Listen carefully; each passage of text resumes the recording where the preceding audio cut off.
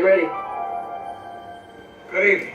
I'm Dr. Emmett Brown. I'm standing on the parking lot at Twin Pines Mall. It's Saturday morning, October 26th, 1985, 1:18 a.m. And this is temporal experiment number 1. Come on, Einstein. Hey, boy, get in there. That boy. In you go. Get down. Get your seatbelt on. That's it. Whoa. Okay. Please note that Einstein's clock is in precise synchronization with my control watch. Got it? Right, check, Doc. Good. Have a good trip, Einstein. Watch your head.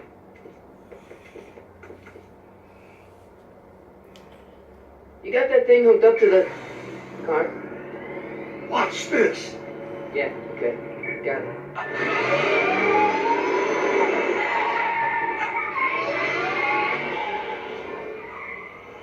Not me. The car. The car.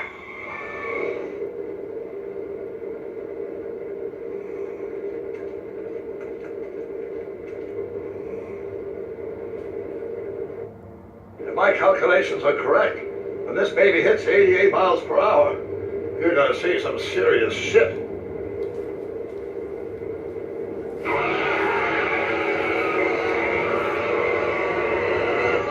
Watch this.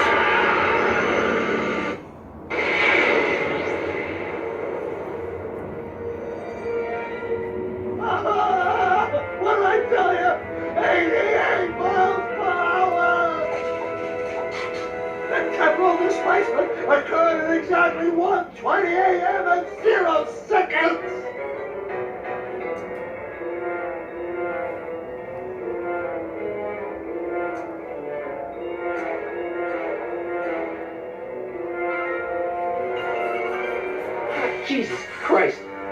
Jesus Christ, Doc, you disintegrated Einstein! Calm down, Marty. I didn't disintegrate anything. The molecular structure of both Einstein and the car are completely intact. Where the hell are they? The appropriate question is, when the hell are they? You see, Einstein has just become the world's first time traveler. I sent him into the future. 1 minute into the future, to be exact. And at precisely 1:21 a.m. and 0 seconds, we shall catch up with him and the time machine.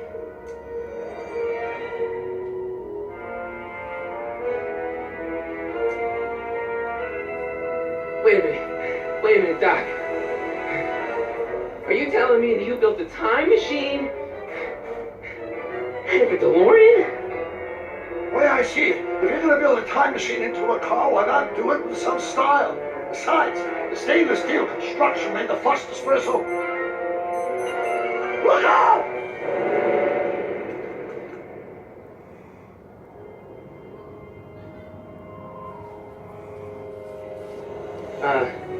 Doc? Huh, that's peculiar. Where's the car, Doc? It should have caught up with us 27 seconds ago. Doc, what happened to Einstein? No need for concern. It's probably just a minor miscalibration of the time circuits. Why couldn't you get my notebook? It should be in the toolbox.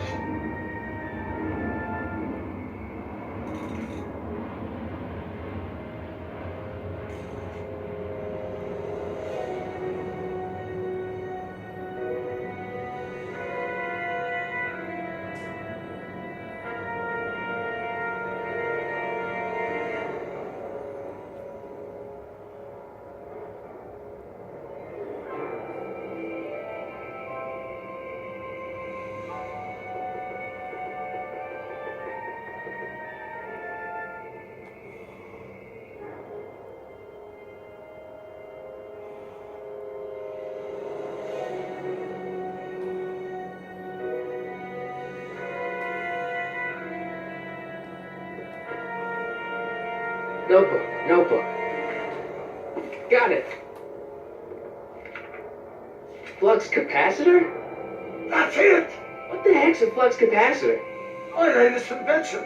The thing that makes time travel possible. In this notebook, I detail the nearly 3 decades of scientific breakthroughs necessary to build a working time machine. If it ever fell into the wrong hands, the consequences could be catastrophic. Let's see. It's Mass equals I times C, and E equals the square root of Z times C squared. And the flux dispersal rate is inversely proportional to the fourth root of N. Carry the 9, Ben. Doc, shouldn't we get out of here before the Libyans show up?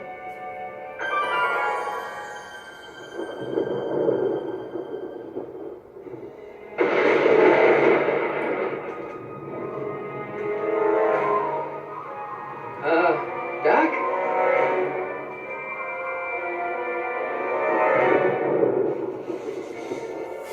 Great Scott! Doc, what is it?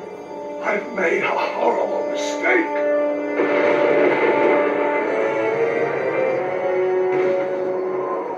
Doc! No!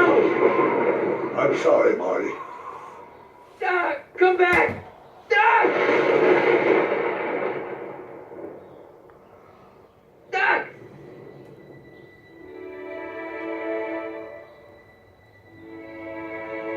Marty, is everything okay? Yeah, Mom, it was just a nightmare. I was in the past. And Doc was there.